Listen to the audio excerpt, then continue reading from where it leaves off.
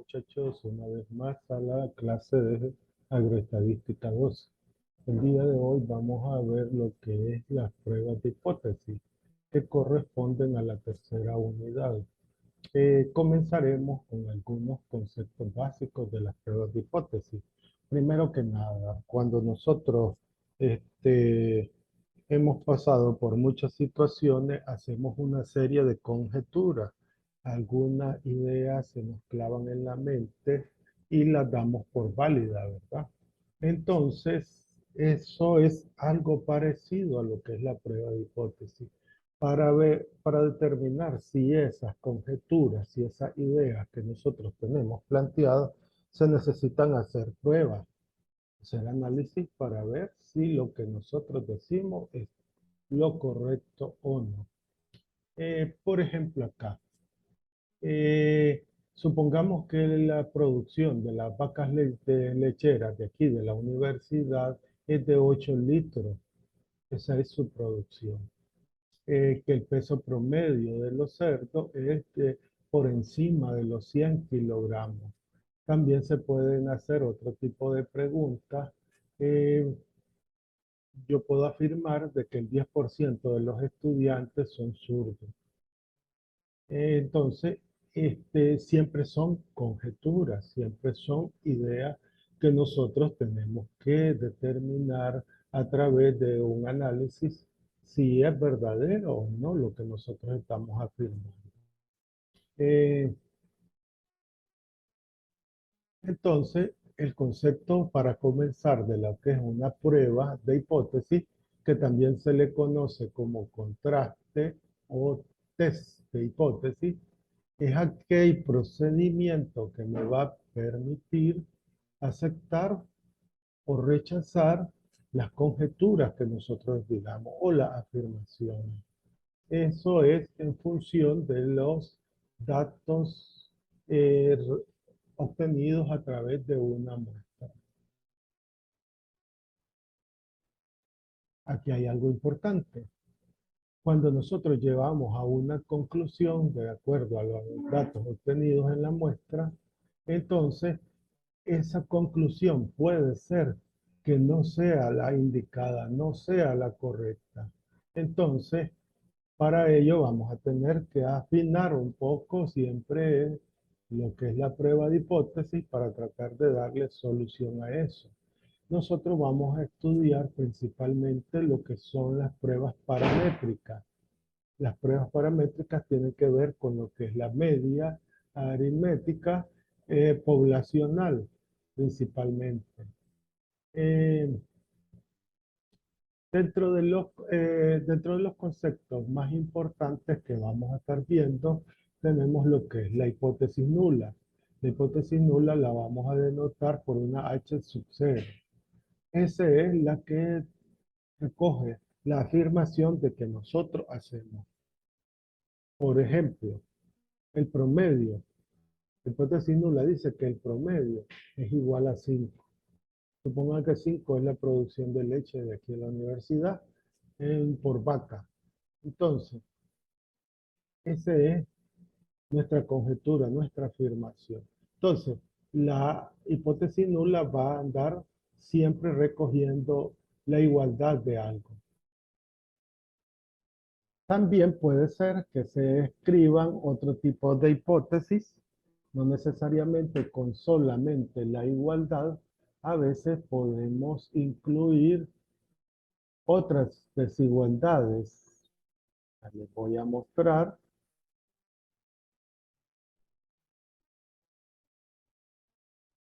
otras pruebas de hipótesis que podríamos plantearnos en vez de ser solo la igualdad. Puede ser que la hipótesis nula diga que la media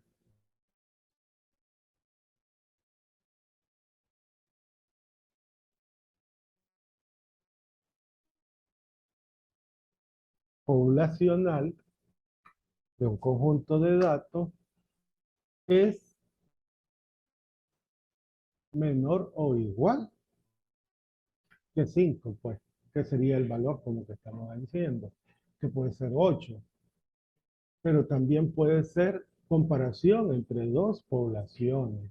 Entonces, si estamos comparando dos poblaciones, entonces puede que sea así. La- el promedio de la población uno es menor o igual que el promedio de la población 2. Esa es otra prueba de hipótesis también. Igual podemos hacer otra. Ahora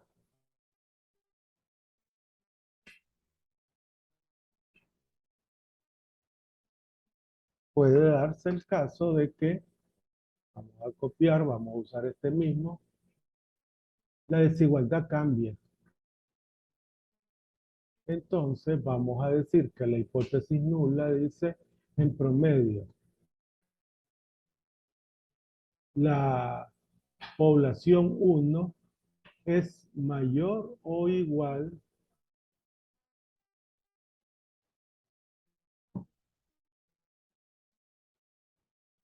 que el promedio de la población 2. Entonces, estas son los tres tipos de pruebas que se pueden hacer. Eh, También, si fueran las dos poblaciones, como nosotros vamos a trabajar más en esta situación, puede que sea, en vez de un valor concreto, puede ser que solo sea que el promedio uno sea igual al promedio 2. Eso es en cuanto a lo que es los contrastes, las pruebas de hipótesis, la hipótesis nula en este caso. Pero siempre que planteamos la hipótesis nula, ahí nomasito vamos a plantear lo que es la hipótesis alternativa. ¿Qué es la hipótesis alternativa? Es la que contradice a la hipótesis nula. Por ejemplo, la hipótesis nula decía que mu sub 0 era igual a 5. La hipótesis alternativa, que la vamos a denotar como un h sub 1, dice que no, no es cierto, no es igual a 5, es diferente a 5.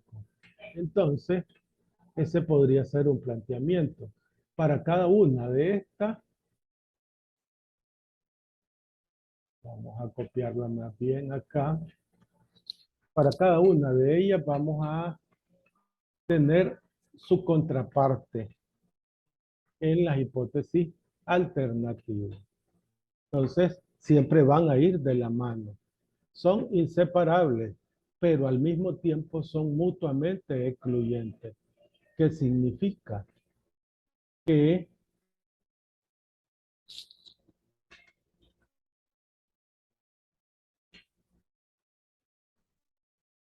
se contradicen las dos. Entonces, la hipótesis nula dice que mu sub 1 es igual a mu sub 2. Entonces, la hipótesis alternativa, h sub 1, también algunos le ponen h sub a de alternativa. Nosotros trabajaremos con h sub 1. Entonces, diremos que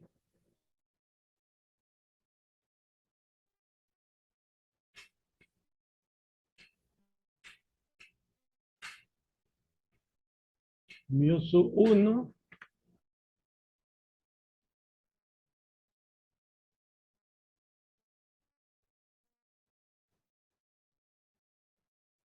lo contrario sería que es diferente.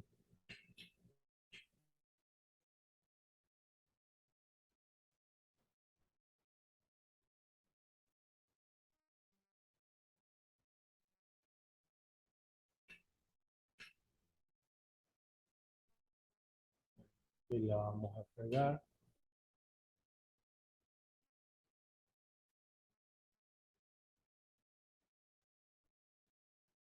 Diferente a mu sub 2.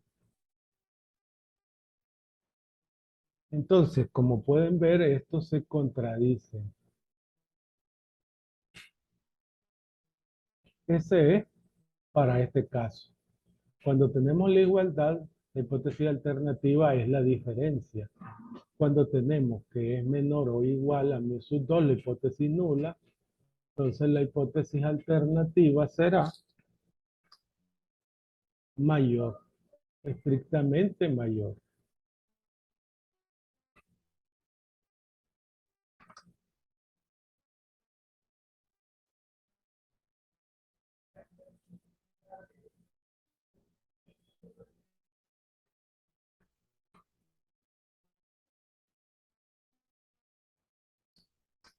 Mayor que mu sub 2.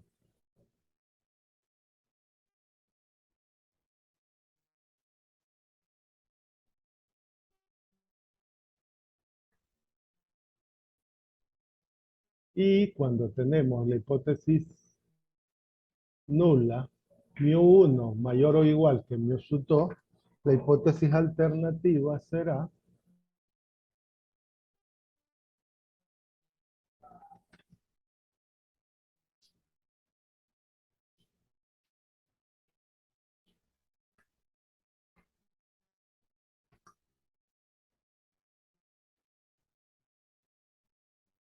que mu sub 1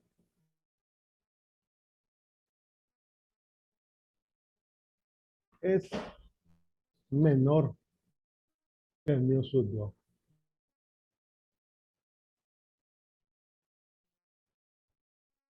Estas son las tres situaciones por las que se podrían enfrentar ustedes.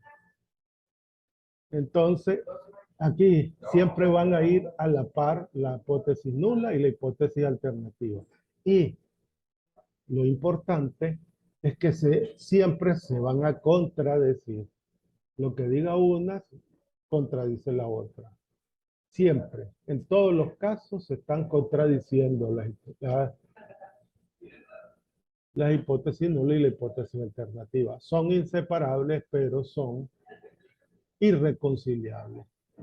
Al final de cuentas, cuando hagamos todo el proceso, nos vamos a quedar con una, ya sea la hipótesis, según los resultados, mejor dicho, ya sea la hipótesis nula, entonces diremos si acepta la hipótesis nula.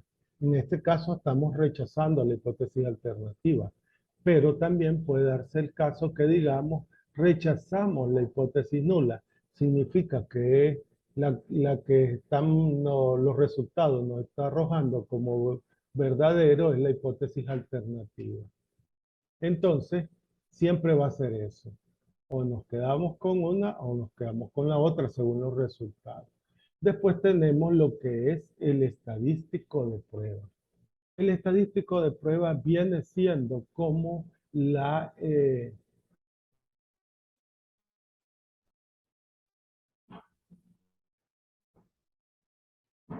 fórmula. La fórmula que nos va a permitir aceptar o rechazar la hipótesis nula. Dice que la distribución debe ser conocida bajo H sub 0. En nuestro caso vamos a trabajar con la distribución de probabilidad T. Entonces,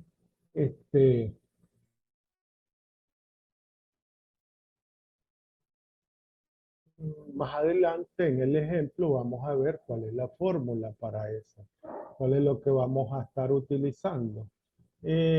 Como nosotros vamos a trabajar con este tipo de pruebas de hipótesis, aunque principalmente va a ser entonces tiene que ver con dos muestras.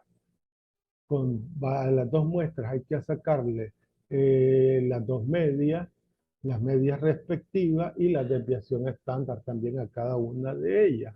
Entonces, nosotros vamos a ver más adelante en el ejemplo eso. Entonces, después de que tenemos esos datos, vamos a utilizar la formulita que se las doy más adelante. Eh, Les decía que en este caso la prueba se llama T.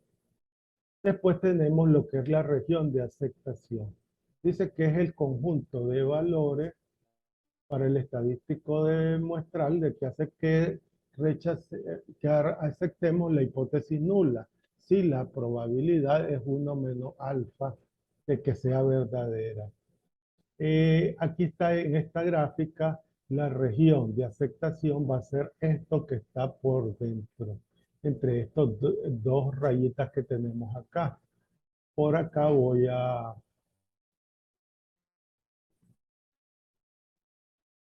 sombrearle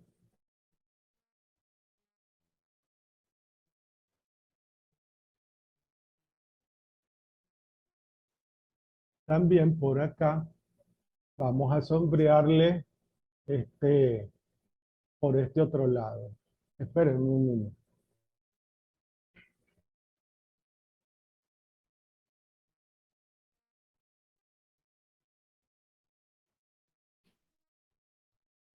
Entonces, vamos a sombrear por este otro lado también.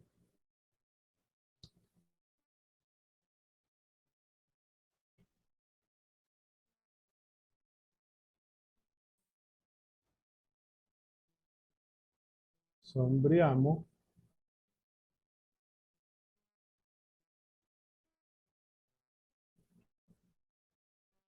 Entonces, volviendo, la región de aceptación sería esta parte de acá.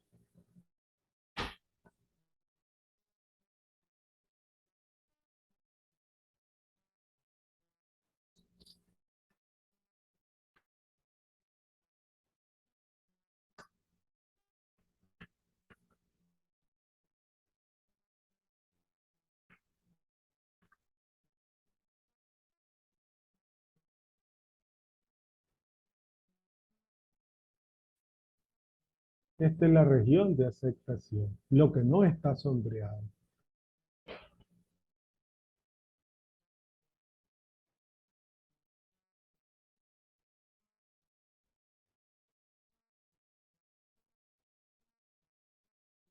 La región de rechazo, que es el complemento de la región de aceptación, es lo que sombreamos acá.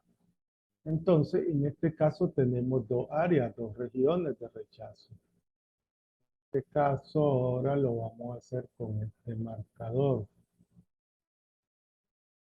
Aquí, este es región de rechazo. Y esta otra parte sombreada también es región de rechazo.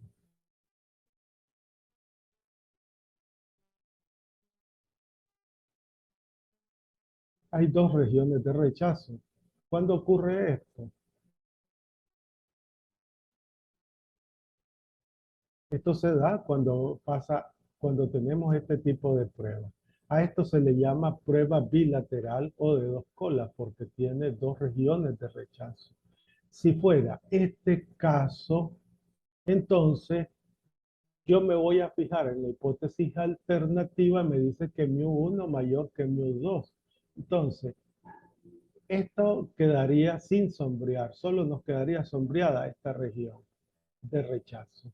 Y si fuera esta de acá, es al revés. Esta es la de rechazo y toda esta parte, incluyendo esta, va a ser de aceptación. Entonces, tiene que ver con la región de rechazo y la región de aceptación. Después tenemos el nivel de confianza. El nivel de confianza es la probabilidad de que aceptemos la hipótesis nula y en la realidad sea verdadera. Entonces, la probabilidad de que eso ocurra se le llama 1 menos alfa, que también es lo mismo de la región de aceptación. Después, el nivel de significación es la probabilidad de rechazar la hipótesis nula cuando en la realidad es verdadera. Sería la probabilidad que ocurra esto y que ocurra esto, la suma de estas dos probabilidades. Eso lo veremos también más adelante. Les decía hace un rato que tenemos con los contrastes bilaterales, que es como este caso. Hay dos regiones de rechazo o de dos colas. También están los contrastes unilaterales que también se los mencioné un poco. Para ir terminando prácticamente lo que es la teoría, vamos a hablar de los tipos de errores que se pueden cometer cuando aplicamos una prueba de hipótesis. Se puede cometer un error de tipo 1, se le llama. Este error se comete cuando nosotros rechazamos la hipótesis nula y en la realidad es verdadera. Recuerden, nosotros trabajamos con muestras. Los resultados que nos digan una muestra no necesariamente son los datos que va a reflejar la población en general. Entonces, por eso una cosa es aceptar la hipótesis nula, otra cosa es que en la realidad sea verdadera. Entonces, son dos situaciones diferentes. La probabilidad de cometer este error de tipo 1 es igual al nivel de significación que ya habíamos visto, y es alfa de eso. Después tenemos el error de tipo 2. El error de tipo 2 se produce cuando aceptamos la hipótesis nula y en la realidad, es decir, en la población, es falsa. Eh, la probabilidad de rechazar la hipótesis nula, de aceptar la hipótesis nula más bien siendo falsa, la vamos a representar por la letra beta. También aquí está una tablita que muestra lo que es las 4 situaciones en las que se enfrenta el investigador. Aquí abajo está la decisión que se debe tomar con los resultados obtenidos en la muestra. 1. Aceptamos la hipótesis nula. O 2. Rechazamos la hipótesis nula.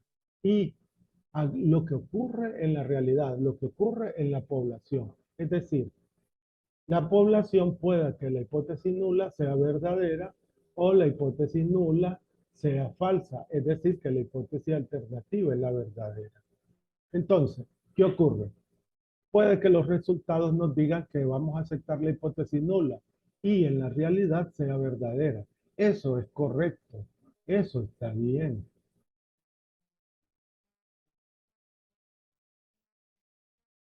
La probabilidad de que eso ocurra sería 1 menos alfa. Después podemos rechazar la hipótesis nula cuando en la realidad es verdadera. Eso es lo que le llamábamos error de tipo 1. La probabilidad de cometer ese error se llama alfa. Eso no es correcto. Este es el error de tipo 1. Pero puede que aceptemos la hipótesis nula y en la realidad no sea la verdadera. Es decir, que la verdadera es la alternativa. Este es un error de tipo 2. Esto está mal. Puede pasarnos eso. Y por último, que rechacemos la hipótesis nula y en la realidad es falsa. Es decir, que la hipótesis nula es verdadera. Esto es correcto. Esto está bien. Entonces, a eso se le llama potencia de una prueba, ¿verdad? La probabilidad de eso es 1 menos alfa. Para reducir los tipos de errores, primero tenemos el único que nosotros podemos manejar se llama nivel de significación, que es alfa. Normalmente ese nivel de significación anda alrededor de un 5%. La mayoría de investigaciones van a ver que son 5%. Puede ser menor de 5%, pero lo recomendable es 5%. Y la probabilidad de cometer el error de tipo 2 alfa, digo beta, para minimizar ese tipo de error, lo que se hace es hallar un tamaño de muestra óptimo que pueda arrojar los suficientes resultados o que sean representativos de la población en general. Bueno, para la parte final de lo que es la teoría, vamos a ver que para hacer una prueba de hipótesis vamos a realizar 6 pasos. Paso número 1, vamos a establecer la distribución de la población. Normalmente nosotros vamos a saltarnos a lo que es la hipótesis nula, a plantearla, y la hipótesis alternativa. Siempre van a ir de la mano, les decía hace un rato. Primer paso, plantear la hipótesis nula y la hipótesis alternativa. Paso número 2. Vamos a, como investigador, a determinar el nivel de significación, alfa. Si el problema no lo dice, ustedes van a asumir que ese nivel de significación es 0.05, es decir, 5% el nivel de significación. El nivel de confianza. El nivel de confianza es 1 menos 0. Menos alfa. Es decir, 1 menos 0.05 sería 0.95. Y seleccionar el tamaño de la muestra. Es decir, lo que vimos en la unidad anterior, cómo seleccionar el tamaño de la muestra. Después, como paso número 3, una vez que tenemos determinado el tamaño de la muestra, vamos a seleccionar una muestra. Vamos a hacerlo de manera aleatoria para que no haya eh, ningún prejuicio, no haya algo que vaya a anular el trabajo en sí. Y vamos a calcular el valor del estadístico de prueba. El estadístico de prueba T, en este caso. El número 4, vamos a determinar la región de aceptación y la de rechazo o crítica. Para ello necesitaremos encontrar un par de valores, un valor más bien, en una tablita T que viene al final del documento. En el ejemplo lo vamos a revisar. Y ese valor nos va a permitir fijar la frontera de lo que es la aceptación y de lo que es rechazo.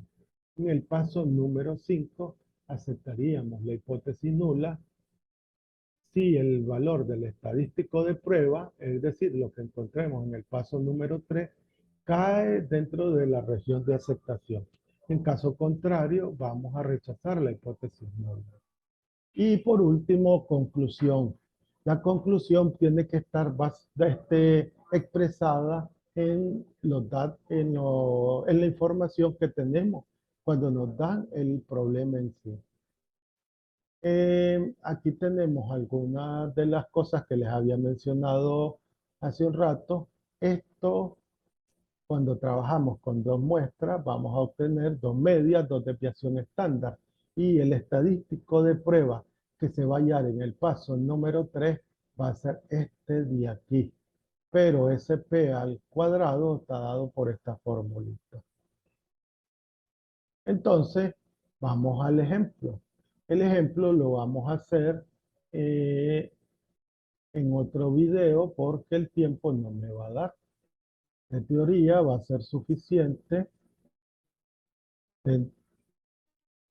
a la